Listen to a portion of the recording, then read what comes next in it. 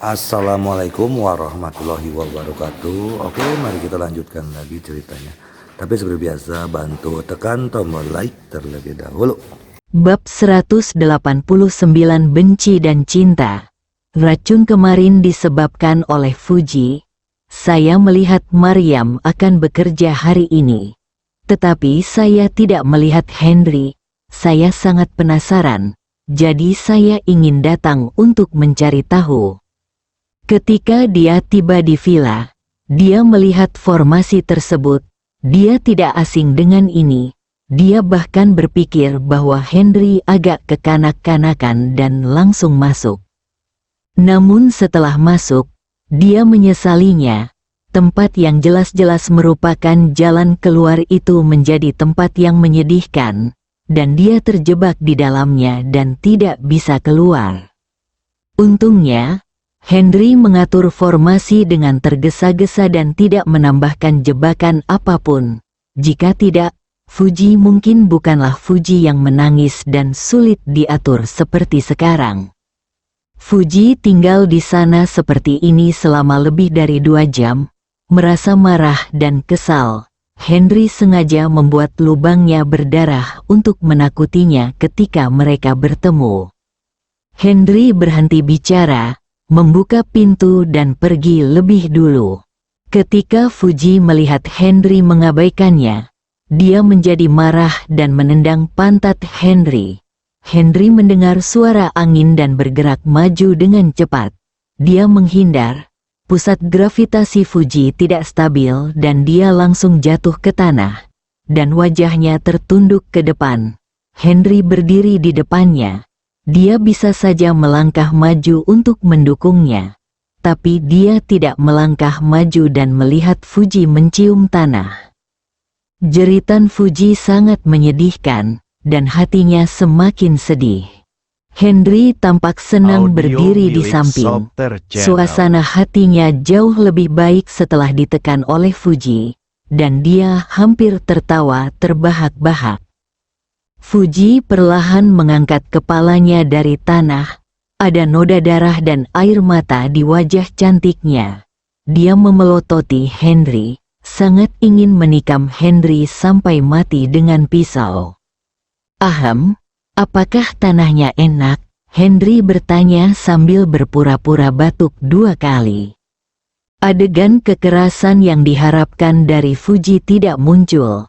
Sebaliknya, dia tersenyum, dan dia tersenyum begitu keras sehingga orang tidak bisa memastikan apakah dia benar-benar bahagia atau marah. Akhirnya, dia berkata kepada Henry, "Suruh aku keluar." Henry terkejut dengan kelainannya, tapi dia dengan cepat menyesuaikan diri dan mengirim Fuji keluar sebelum kembali ke villa. Lama setelah Henry kembali, hatinya masih merasa aneh. Mengapa Fuji tiba-tiba mengubah dirinya? Setelah berpikir lama, saya tidak dapat menemukan jawabannya, sehingga akhirnya saya harus menyerah. Kekhawatiran Henry benar. Apa yang dia lakukan hari ini benar-benar membuat marah Fuji. Dia tidak menangis atau marah, tapi dia sudah dipenuhi dengan kebencian, hal yang menakutkan bagi Henry. Hal tersebut membuatnya mengalami siksaan hidup dan mati. Henry mendapat firasat bahwa cuaca di kota Bandung akan berubah, dan sepertinya ada awan gelap besar yang menyelimuti grup Kili. Dia tidak tahu apakah itu ditujukan untuk dirinya sendiri atau Maryam sangat serius. Dia ingin memberitahu Maryam kata-kata ini, tetapi melihat bahwa dia sudah berada di bawah terlalu banyak tekanan, dia tidak tahan, jadi dia harus menemukan cara untuk menyelesaikannya sendiri. Henry datang ke perusahaan dan langsung pergi ke ruang keamanan. Ketika dia melihat Wang Erlang, dia memberinya tugas. Dia kembali ke desa untuk merekrut penjaga keamanan. Prasyaratnya adalah kesehatan yang baik. Sedangkan untuk gaji, tidak masalah. Ketika Wang Erlang menerima tugas ini, dia hampir melompat ke atap karena kegirangan. Terakhir, karena sedikit orang yang memintanya, banyak orang yang tidak puas atau menyesal. Apalagi terakhir kali satpam baru datang, mereka diberi gaji setengah tahun dan uang untuk membeli baju baru dan keluarganya di desa, dan hampir semua orang merasa iri. Saat ini, Wang Erlang telah menerima banyak telepon yang meminta belas kasihan, dan dia telah menjadi orang yang cakap di desa. Tapi Henry tidak membutuhkannya, jadi dia menatap kosong dan hanya bisa menemukan berbagai alasan. Kali ini lebih baik, sebanyak yang kamu mau, kamu sudah menjadi orang terkenal. Menurutku akan aneh jika janda atau gadis kecil itu tidak menerekammu. Melihat kegembiraan Wang Erlang, Henry memelototinya dan berkata, saat kalian kembali kali ini, kalian harus berlatih dengan baik. Perusahaan mungkin menghadapi lebih banyak kesulitan. Ketika saatnya tiba, kami membutuhkan tenaga kerja, dan saya harus membantu. Setelah mendengar ini, Wang Erlang mengangguk berulang kali. Mereka semua tahu apa yang terjadi kemarin, dan mereka juga menyadari ada seseorang yang menyabotase perusahaan. Ketika Fuji kembali ke Bank Tianyi, dia tidak melalui pintu masuk utama, tetapi langsung masuk dari jalan khusus. Tidak ada yang tahu tentang kepulangannya, dan dia tidak ingin ada yang tahu.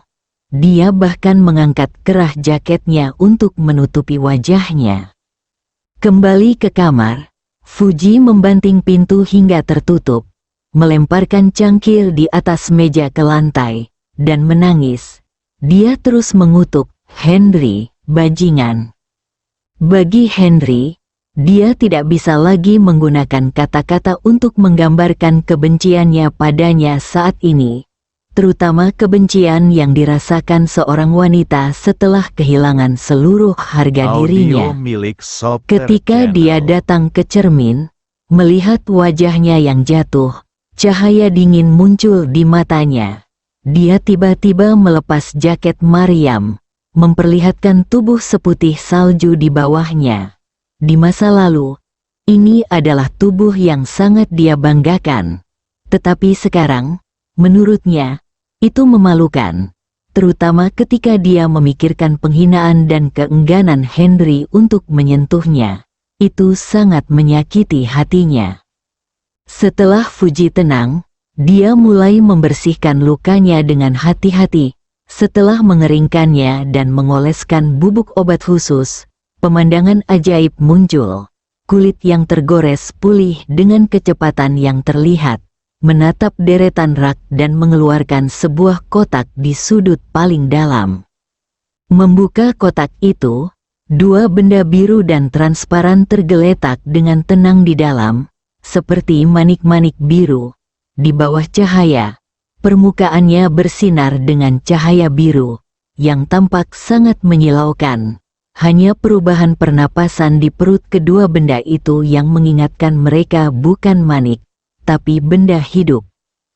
Fuji memandang mereka, menatap mereka lama sekali, dan perlahan berkata pada dirinya sendiri, cinta adalah kebencian, cinta adalah cinta. Terlepas dari cinta atau benci, hidup ini tidak akan pernah berakhir.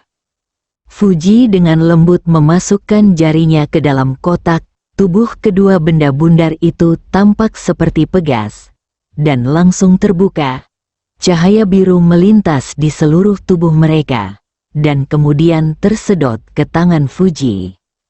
Wajah Fuji langsung memutih, dan tubuh kedua benda biru itu berangsur-angsur berubah dari biru menjadi merah, lalu dari merah menjadi biru, dan akhirnya kembali ke warna aslinya, tergeletak dengan tenang di dalam kotak, seolah-olah tidak terjadi apa-apa, tetapi menjadi lebih jernih. Nampaknya sentuhan ringan bisa membuatnya meledak seketika. Fuji menatap kedua benda itu lama sekali, dan akhirnya menutup kotak itu perlahan. Kemarahan balas dendam telah tersulut, dan dia tidak lagi memikirkan apa yang dipikirkan orang lain atau bagaimana mereka ingin menghadapi Henry. Dia hanya memiliki satu konsep di benaknya.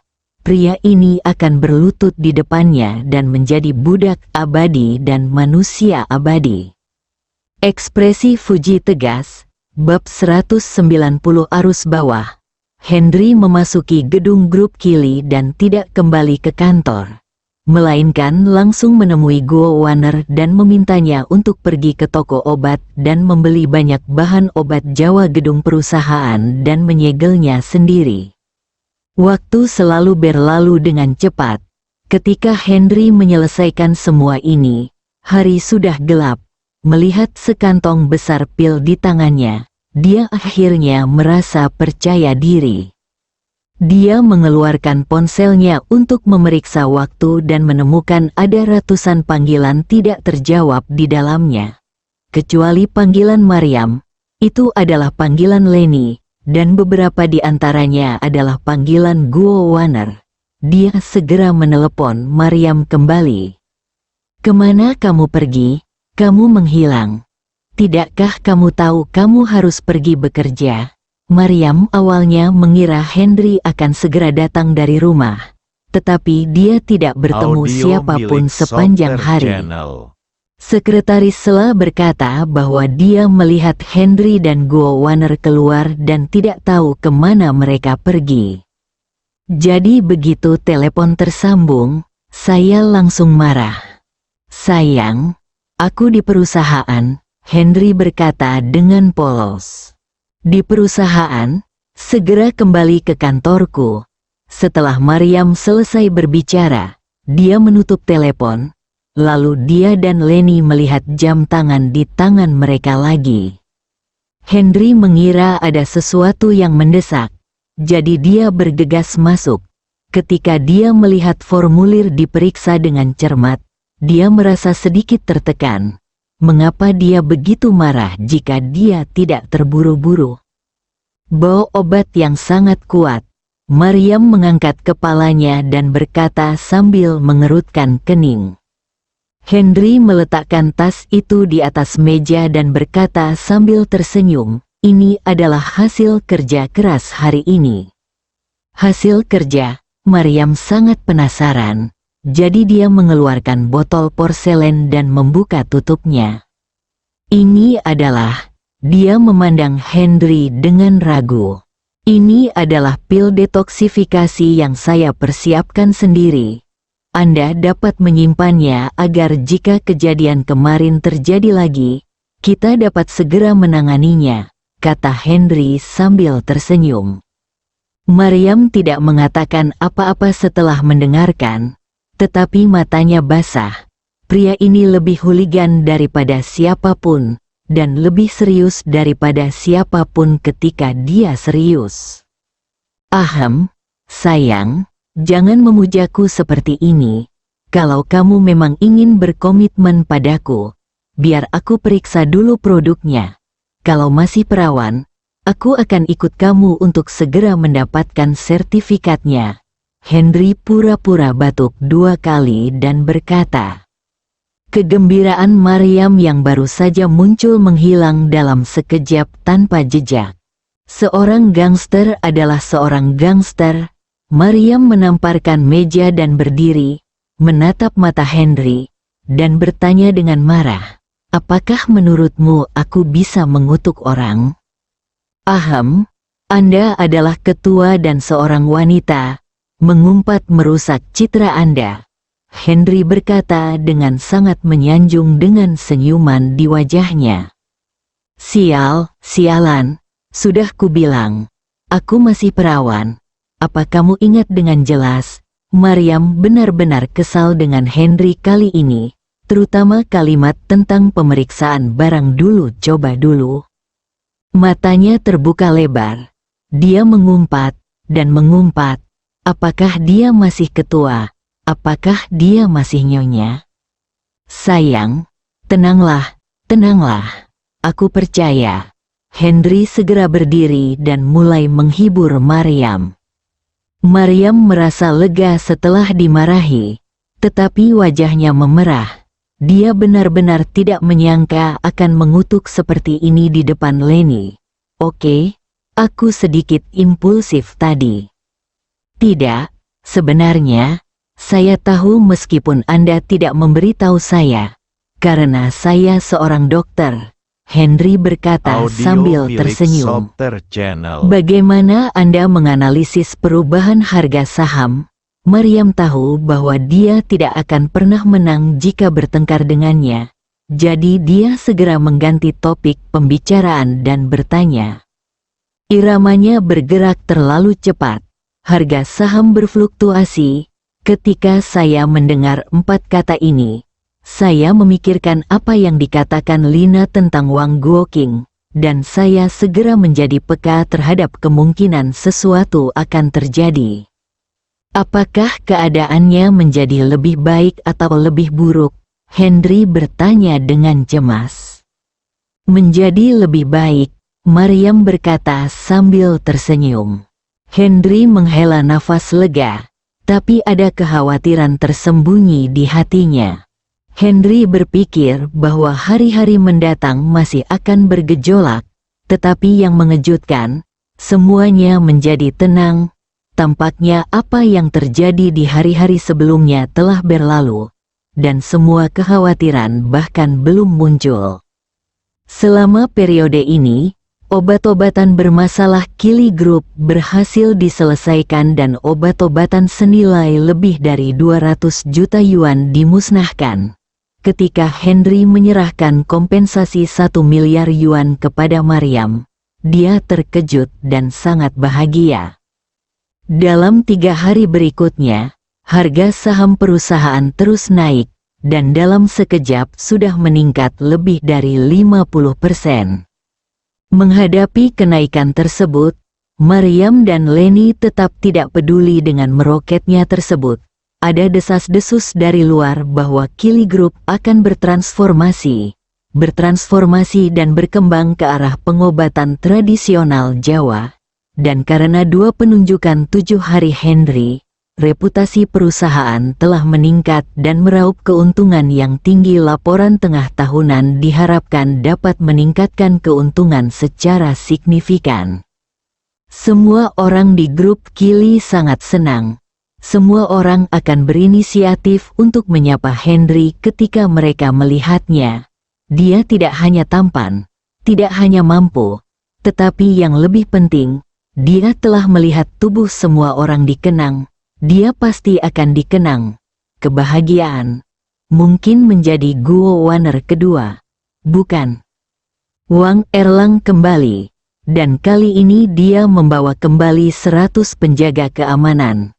Henry tidak membiarkan Wang Erlang membawa penjaga keamanan kembali ke perusahaan, tetapi memintanya untuk pergi ke pangkalan pelatihan rahasia CS di pinggiran kota As. Mengapa dia pergi ke sana?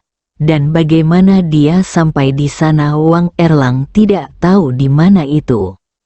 Apa yang menanti mereka adalah manusia seperti iblis yang berlatih setiap hari.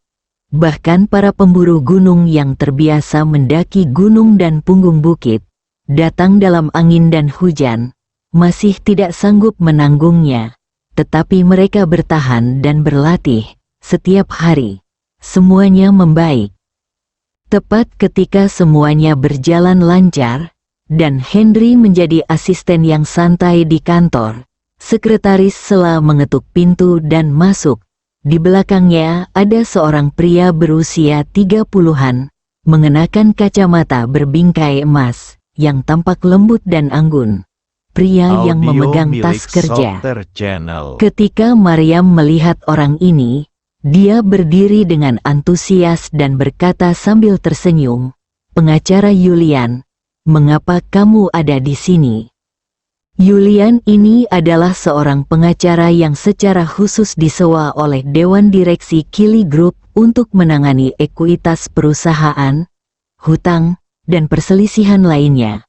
Biasanya tidak akan terjadi apa-apa. Maryam terkejut dengan kemunculannya yang tiba-tiba hari ini. Ketika Yulian melihat Maryam, Dia sangat sopan dan berkata sambil tersenyum, "Direktur Maryam, saya dipercaya oleh pemegang saham Wang Guoqing untuk datang mempelajari penjualan sahamnya di perusahaan." Maryam surat kuasa. Maryam mengambil surat otorisasi dan mengerutkan kening. Henry, yang duduk di posisi asisten, mendengar nama Wang Guoqing dan penjualan ekuitas. Dia memikirkan apa yang dikatakan Lina beberapa hari yang lalu, dan memikirkan meroketnya harga saham dalam beberapa hari terakhir. Aku telah tertipu. Dia memiliki firasat buruk sejak pergerakan saham pertama, dan dia tidak mengerti alasannya pada saat itu. Sekarang Wang Guoqing tiba-tiba datang untuk menarik sahamnya. Dia sepertinya telah menangkap sesuatu. Kebencian, sangat marah, menyesali, sangat menyesal. Seandainya dia ngotot menggunakan sahamnya untuk mengganti-ganti rugi obat bermasalah tersebut, kejadian hari ini tidak akan terjadi. Bersambung.